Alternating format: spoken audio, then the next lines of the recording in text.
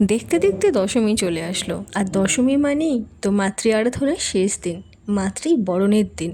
আর দশমী মানেই বাঙালির ঐতিহ্যবাহী লাল পেড়ে সাদা শাড়ি, আর একদম বাঙালি আনা ফুটিয়ে তোলা নিজের মধ্যে।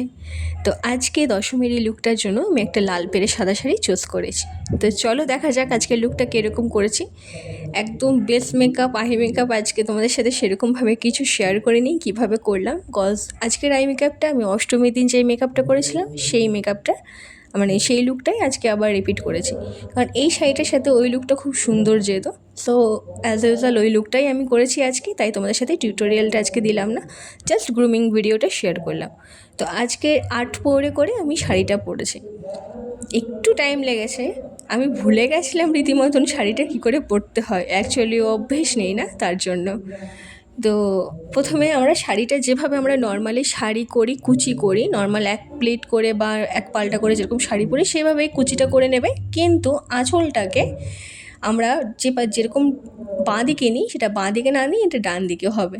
আঁচলটাকে ভালো করে প্লিট করে নেবে, একদম সমান সমান করে প্লিট করার পরে সেটাকে তোমার ডান পাশে নিয়ে নেবে, রাইট সাইডে নিয়ে তারপরে যে আঁচলের পিছন পার যেটা ছাড়া থাকবে সেইটাকে একটু হালকা প্লিট করে নিই। দেখো কি সুন্দর করে আমি একটা সাইডের যে পাশটায় আমি আঁচলটাকে দিয়েছিলাম সেই সাথে ওটাকে অ্যাটাচ করে নিয়েছি। আর কোমরের কাজটা ফিক্স করার জন্য একটা কোমর বাঁধ অ্যাড করেছিলাম, না হলে পেটের কাজটা ফোলা ফোলা লাগবে আর শাড়িটা ফিক্স থাকবে না। তো যাই হোক, বেস মেকআপ, আই মেকআপ সব কমপ্লিট করার পরে একটা ছোট্ট লাল টিপ ছাড়া তো আমার শাড়ির লুকটা পছন্দ হয় না, সো একটা ছোট্ট শাড়ির লাল টিপ অ্যাড করে নিলাম।